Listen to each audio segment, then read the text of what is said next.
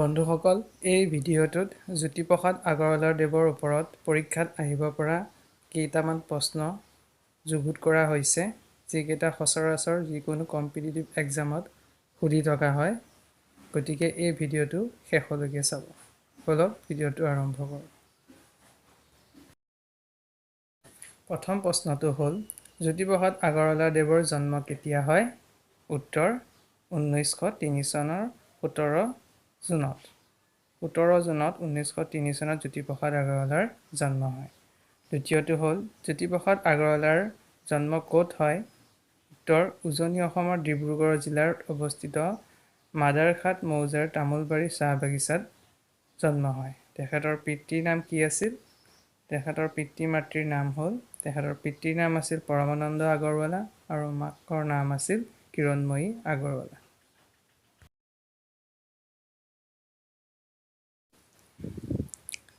আগৰৱালা দেৱৰ কবিতা পুথি দুখনৰ নাম কি?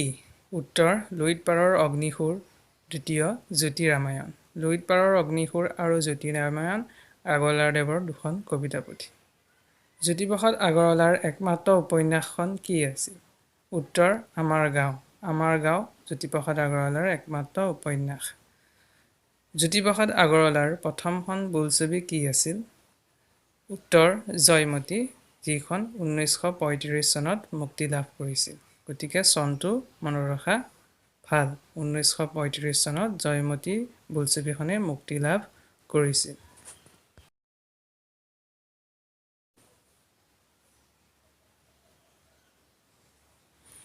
আগৰৱালা দেৱৰ দ্বিতীয়খন বোলছবিৰ নাম কি আছিল? উত্তৰ ইন্দ্ৰমালতী।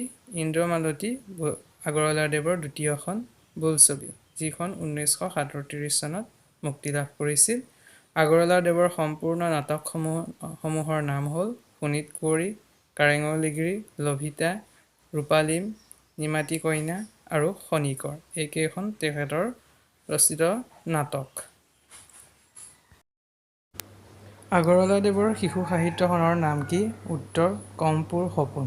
কমপুৰ সপোন আগৰৱালা দেৱৰ শিশু সাহিত্য।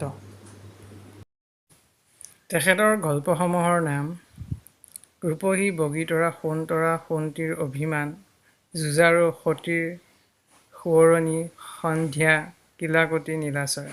আগৰৱালা দেৱৰ মৃত্যু কেতিয়া হয়? উত্তৰ 1951 চনৰ 17 জানুৱাৰীত তেজপুৰৰ পকীত আগৰৱালা দেৱৰ মৃত্যু হয়।